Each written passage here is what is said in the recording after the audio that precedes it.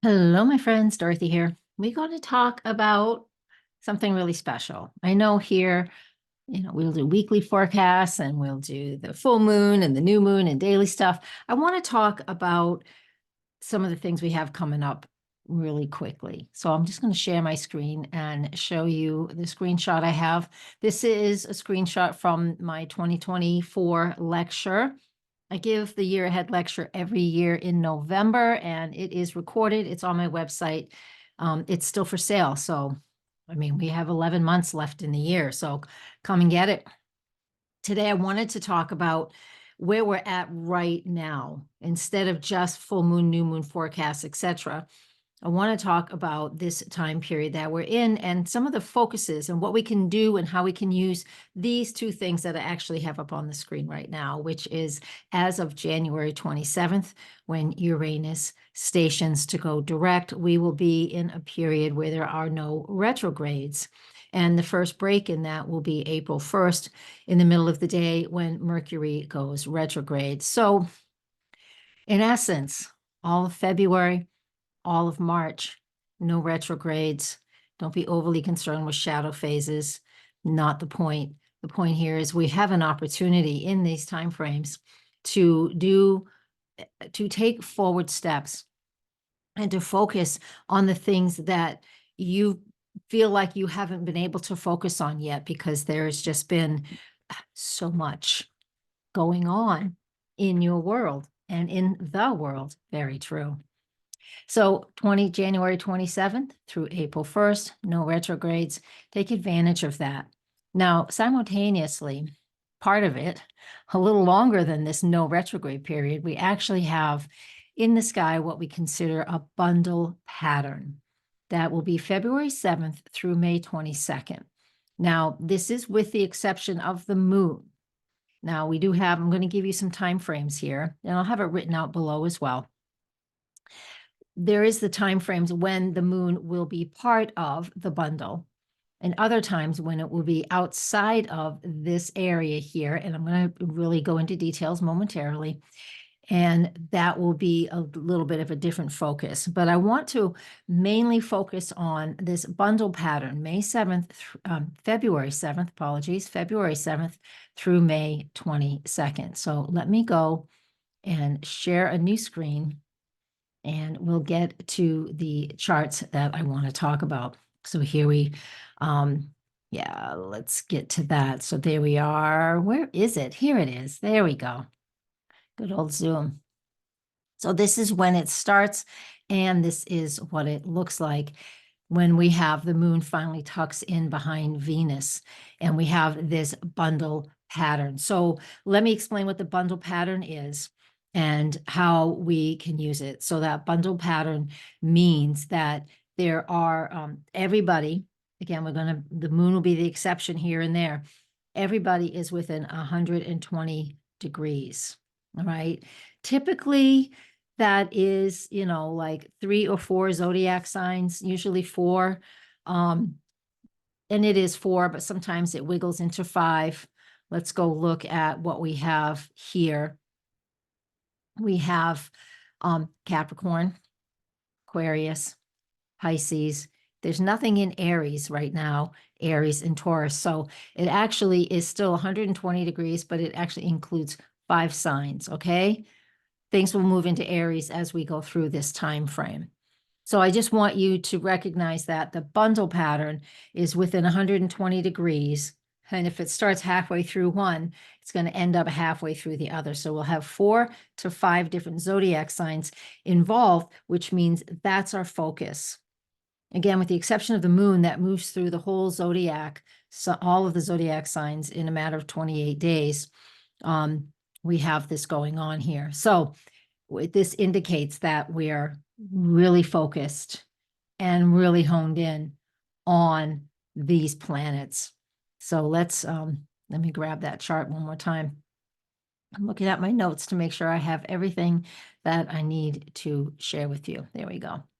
So what we're going to start with is this. It's like Venus in Capricorn at 19 Capricorn, making that trine aspect to Uranus in Capricorn. And that's the closing. That's the That's the bundle right there. So what are we focusing on? Generally speaking, because it will, when it ends in April, actually when it ends in May, we won't have planets in Capricorn anymore. They'll have shifted. It starts with the Capricorn Taurus connection, and what it ends up with is Aquarius and Gemini. So it slowly shifts. So right now, as we're moving in February, I'm looking at my cycles here, February and March and April, it is in the Capricorn, Aquarius, Pisces, Aries, Taurus area of our astrology. That means those areas of our charts, all of us, are being activated in a big way. Now, of course, wherever these outer planets are, Uranus, Neptune, Pluto, they all have been really honing in on us and really digging in for quite some time. The Pluto in Aquarius is very new. But what are we focusing on? We start with Capricorn, and that means we're focusing on being grounded. We're focusing on, this is an Earth trine, by the way, between Capricorn and Taurus, but we're focusing on what is grounded for us. What is our groundedness? What is our security? There's so many moving parts. It's kind of like when there's an earthquake and the earth is just sort of doing this. And this is exactly what we expect with Uranus involved. There's a lot of moving territory. It's a lot of land moving here and there. We're not sure which way it's going, and we can't even keep our balance. That's the first thing that we're recognizing is like, where am I stable? And, how can I feel more solid, more rooted, more anchored in what I know, Capricorn, in my reputation, my career, my own knowledge, my own wisdom, my inner knowing. These are really important things to ask, questions to ask ourselves. And where that Venus, the moon on this day, this is just the chart for February 7th. The moon on that day is there, of course, but Venus and Mars are there. And before we got to this date, other planets had been moving through Capricorn and they're completed now. So those are questions that you should be honing in on. You probably already are. I know that's true in my own life. It's like, all right, there's so many different things that are up in the air about lots of different things these days. I feel like there's just this big cavern between where I'm at and where I want to go. It's like this big void. It's like being on the edge of the Grand Canyon or any big mountainous area where, we would like to go over there, but there's a lot in between you and it's not a straight path. So we're looking at, it's like, what's my structure? What's my foundation? What do I know is my truth? And what's been shaken up a lot lately, especially with Pluto just leaving Capricorn, right? It was on the 20th of January, but it was been at the end of Capricorn for a very long time. Again, we're going to have that revisit in September, October, early November. But right now, these little guys, Venus and Mars, are just finishing up. And that's the question you would ask yourself. If you want like a headline to journal from, where do I feel safe? Where do I feel secure? Where do I feel structure? Where do I know I have this wisdom? What's my self-esteem? All of those solid things. It's Saturn stuff. Saturn rules Capricorn, even though we know Saturn's in Pisces right now. It's all of those things. And then we move on to the Aquarius focus, which of course, y'all, if you love astrology, you're going to have heard a ton about Pluto in Aquarius. Mercury is there now, so is the sun. What does that look like for you now? Where can you start to come back together with like-minded people? Where can you start to say, I'm tired of this old stuff, Capricorn. How can I launch from what is still solid? You never lose knowledge. You never lose knowledge. We can lose physical things, but you never lose knowledge. Okay, there are times if you get dementia, but splitting hairs. Your wisdom, your knowledge, your experience never goes away.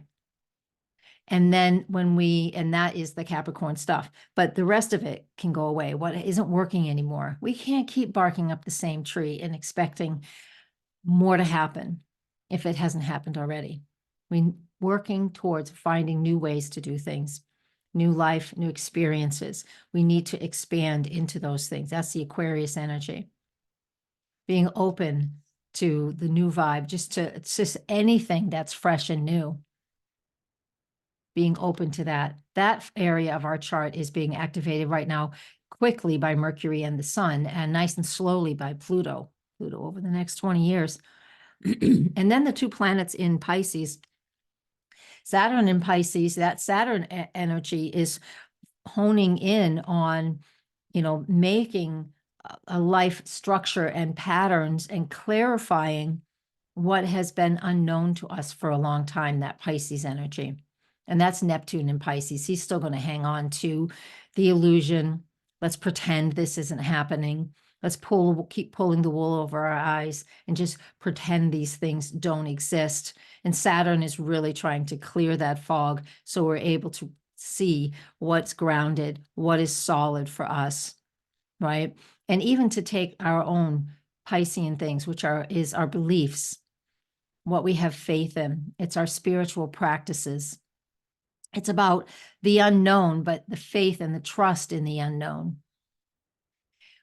Bringing that into what is more practical. So this might not sit well with everybody, but it's about your everyday practices, spiritual practices, about your spiritual practices. Here we go, becoming everyday activities. And it's not about religious beliefs overwhelming people. It's about what you believe in and what your faith is and what your heart tells you and what you want to believe in, whether it's God, angels, your higher self, believing in your dreams. It's all of these things, but it needs to become more, step it more into reality. We can't just expect the universe to meet us or to bring to us if we don't meet it halfway. That's the focus of what we get with Saturn in Pisces and Neptune in Pisces. And right now, this is February. Right now, we don't have anything in Aries. Let me get rid of the moon for a second while I animate this chart soon. Nothing in Aries, but there will be when we get into Aries time period. Mercury enters Aries way before the sun does. So the Mercury time frame, I can get that for us right here, right now. The Aries time frame will start thanks to Mercury right around March 10th. And that's when, and then March 10th, and then the sun enters Aries March 21st, right? So by the time we get to March, we'll have Mercury and the sun in the sign of Aries and nobody else, but that will activate the Aries energy. Even though in this chart that we have on the screen, there's nothing in Aries, but it will focus on that in that March timeframe. And so then it's just about, now that we've done the Capricorn, Aquarius, and Pisces things, now we're going to start to focus on what is it that I need to do for me, and how can I initiate actions and be a leader of something and just spark some action. And then we have Jupiter and Uranus in the sign of Taurus, very earthy, very grounded. It's helping us to really recognize what we're focusing on. Super important to recognize what we're focusing on. In a sense, I should say more than that, not just what we're focusing on, but what we value. Taurus is our food supply, our own food. It's our creature comforts, the things that we love. It's financing too, it's money. So a lot of these things, and money buys all those things.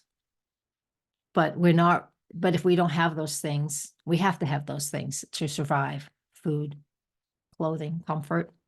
Okay, people can survive without comfort, but we cannot survive without those necessities of life, which is Taurus, which is food and water and those supplies. So we're going to focus and hone in on that Taurus sector as well. Let me get to the animated chart. I'm not in it, but we'll just animate this. And let's move ahead a couple of months so we can see what it looks like when we get to the end of this cycle. Here's the May cycle. And I want to get to when the sun enters Gemini, because this goes all the way through May 22nd. And that's when this bundle is over. However, at this point in time, pop that moon back in. The moon is not part of it because the moon is outside of the bundle.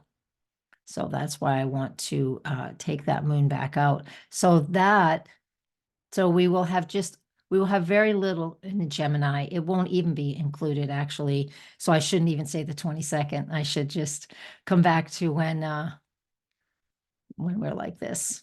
So we're going to leave it at the 22nd with the exception of the moon.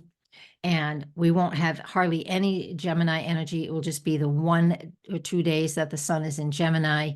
So it shifts from an Earth trine bundle to an air bundle, but that only lasts for 1 day, 1 or 2 days, and that's the end of it. So the focus there will start to shift into what we're thinking and how we are acting in a sense of writing and communicating and sharing information. It's very Gemini and Aquarius, a lot of high thinking going on here and planning and processing. And slowly but surely that pattern, if we just keep going with the advancing the chart, you'll see that, they start to separate, planets start to separate, and it creates all different types of patterns.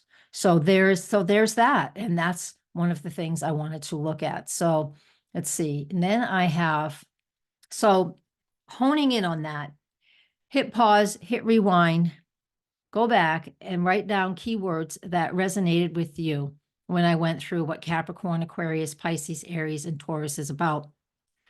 And now what I've got here is just a chart, a natal chart of somebody. And I just put random dates in. It's near my birthday. But on the outside, on the inside of the chart is a natal chart, right? And here is the events of February 7th. Let me grab my annotations. You can see what I'm doing. I want you to take that February 7th chart. So look for where 19 degrees of Capricorn is in your astrology chart, all the way to where that 19 degrees of Taurus is in your own astrology chart. So for this person, this is a human right here. This is their house cusps. I use Placidus. I don't use equal houses. I've been using Placidus since the 1990s. I'm not changing now. This is where that bundle is. So you can see that this individual is going to be focusing on 9th house, 10th house, 11th, and 12th, and even 1st house stuff in this focus. So these areas of this individual's chart, these houses, this gives you more content to know. That area of this person's chart is the focus from early February to mid-May. It's just about their 9th house, 10th, 11th, 12th, and 1st house. And again, if you use whole signs, it's going to be a little bit different, but it's going to be in a different place for everybody, depending on where it is. Let me pull up that sample chart. Here's that person's chart, and we know from 19 Capricorn, which is right about here, over here to 19 degrees of Taurus, which is right there. So we know that's the focus. This is what the individual's chart looks like. Yeah. I know. This is a bit much. It's a little out of our comfort zone. I get it. Let's go back to this chart here. And I want to put the moon back in. So now comes another chapter of what we're working on. Okay. So now the moon is back in, and I've got these dates here. So from February 7th to February 15th, it's about 8 days it takes the moon to move from this end of the bundle to the tail end of the bundle. Okay. Again, we start with Capricorn and we end with Taurus. So it takes about 8 days. So if I'm going to animate that, let's go. It's approximately 8 days every time. So let's go to 8 days. So we go forward 8 days, and you can see that as soon as the moon makes its conjunction to Uranus, that's when it's over.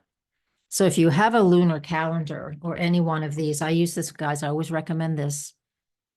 If you have one that you love, just use that too. I don't mind, whatever you want.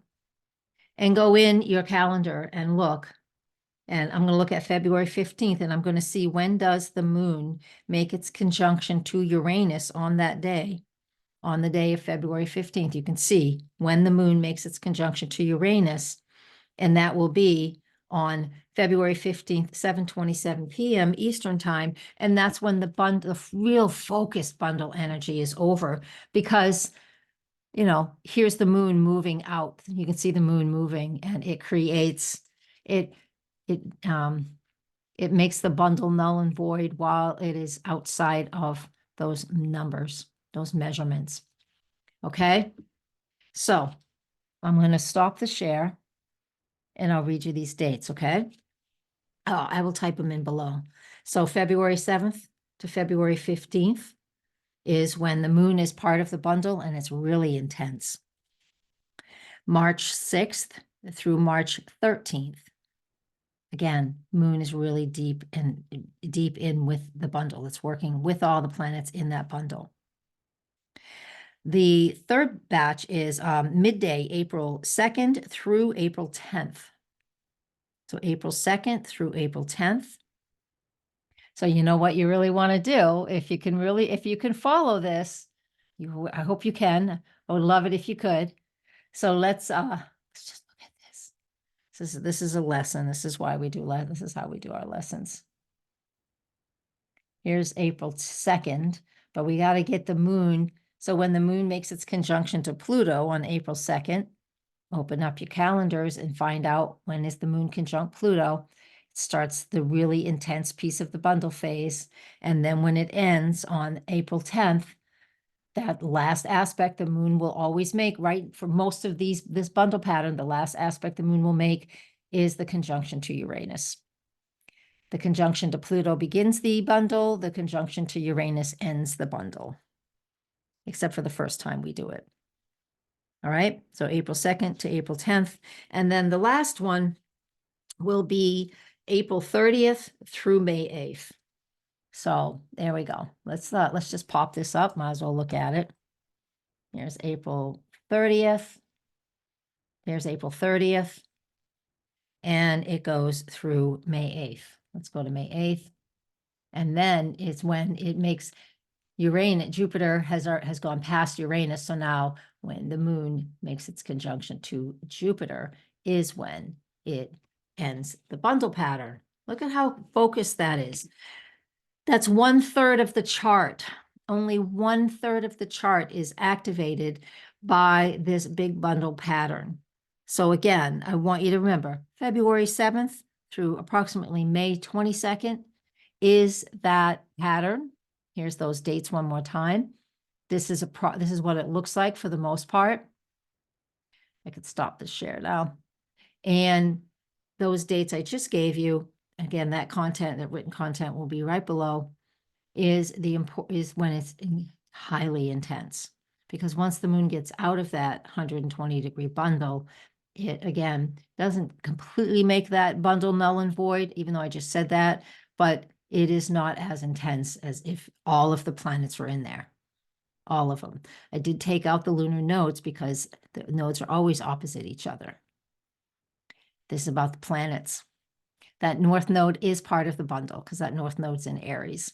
So the north node is part of the bundle, even though it wasn't in those charts. All right, I wanted to share that with you. I hope that gives you just another, it's not generalized because this is really pretty specific and focused, but it's not like just one day. This is something that you can look at as you learn astrology and move through astrology and understand it, because this pattern shows up. And some people are born with this, which also means that we have, as an individual who is born with something like this in their chart, a real big a bundle pattern, plenty of different patterns and charts, then you are somebody who is incredibly focused, and you're going to love this time period because you're going to really get to hone in. Even if those signs don't match yours, it gives us that opportunity to really hone in on what it is that we want to hone in on.